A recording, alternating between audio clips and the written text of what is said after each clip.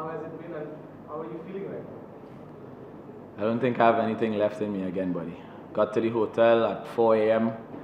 But it's part of the job. And once you commit to something and once you give your word, you better be ready to turn up and give 100%, no excuses. And I almost messed it up, but thankfully, you know, I took the team home in the end. What was your target? What did you want the batter to do that fast? So you had a couple of lefties to bowl. It's a tricky pitch. It's not one that is turning at a fair pace. The ball is jumping a bit. So for me, to the left-hander was definitely to make him hit square. He's quite a powerful guy, so I think that if he has arms, he can hit through the line easy. So for me, it was just trying to spin the ball from close as possible on a good length and force him to hit square, because that square boundary was quite big. It seems like you guys have cracked the code already on the wicket, and the third match is a series decided. So do you feel the wickets will be more similar like that, and how much confident you guys are to win the series right now? You really think that wicket is going to change?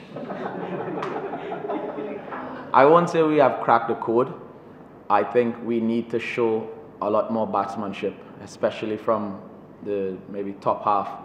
You know, it's quite a difficult job to ask the lower order to hang in against, you know, some good spinners, and obviously it's a fairly used ball as well. So I think we need to learn from this game. We looked like we had it covered from early on, and we just, you know, took it for granted and allowed them to get back in the game. So that's one wrong that we have to fix, and I think once we do that and we can set up the game, hopefully we can win that third one easier. Akil, what was actually the plan of you guys? Is it that fall them in their own trap, you know, 50 overs of spin bowling? Is it a different thing or just the mess situations? I mean, yeah, when you look at its surface and what it's doing, it makes little sense asking your fast bowlers to run up and exert that kind of effort to get results on that pitch. We do have a number of quality spinners, and really impressed with 𝐒𝐻𝐻𝐿 HZs today as well. You know, he goes down as a part-timer, but at the end of the day, discipline is key, and that's all he did today for us. He was disciplined, he stuck to the plan, he stuck to what we asked of him, and he just stayed stump to stump, and it paid off. So on surfaces like these, you have to be proactive and, you know, try and pick the best 11. Whether it be the best bowling combination or your batting combination. If you can see today, we stuck to left-right combination. So it's all about doing what requires to get home to win that match. So after the first match, 𝐒𝐻𝐻𝐿 said that as a batter, he all dream about batting this wicket. So as a bowler, would you like to play in this pitch, or you would like to see some even contest between batting? To be honest, even though this pitch is giving a lot of assistance for spinners, it's still tricky as well, because now your margin for error becomes even smaller. If you're spinning the ball too much, it spins away from the bat, spins away from the stumps. If you're a fraction short, you know, batsmen can sit back and cut and pull. But at the end of the day, all we want to see is good cricket. And that's the only comment I'm going to make about that particular situation. At the end of the day, I mean, yes, I'm a bowler, but I bat as well. So at the end of the day, all we want is good cricket. Akil, in your last over, Rishad scored 6 wickets, but in the super over, Bangladesh didn't use him.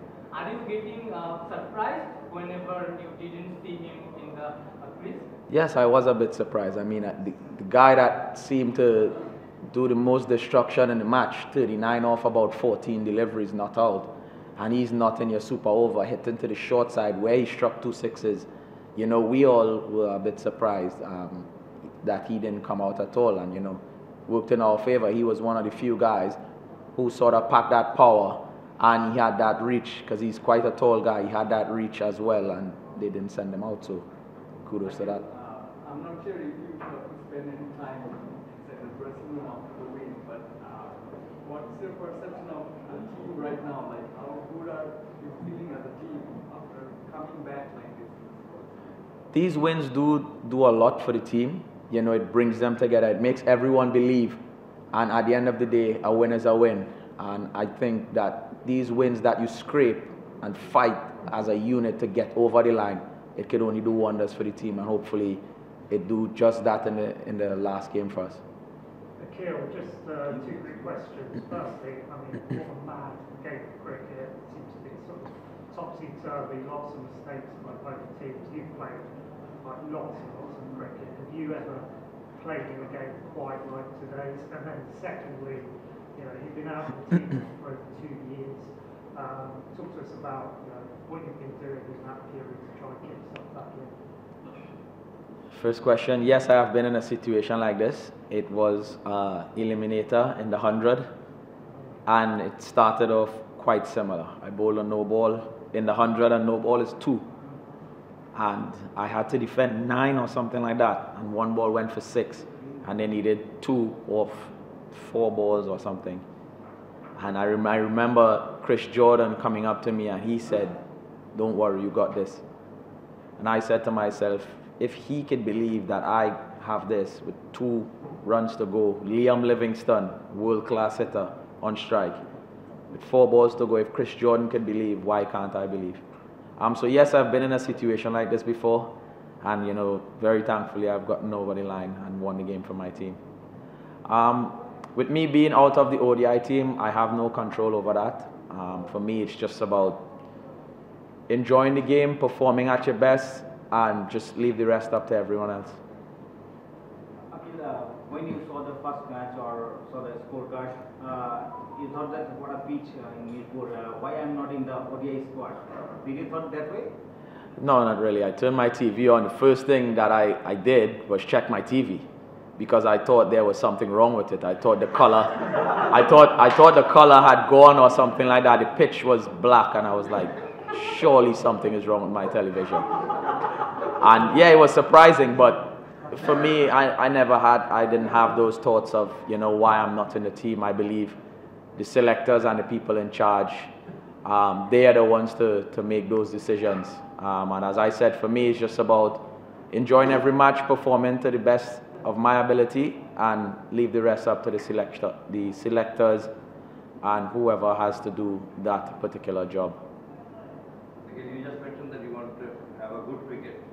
Do you think that this wicket is able to play good cricket? I mean, proper good cricket? We just broke our record today. 50 overs of spin. So you tell me, where in the world have you seen that? Lovely match, exciting, it was nail-biting, but I'll leave it as that. Just one more question, looking ahead to the game, and then I have to leave for Sumer. Yeah.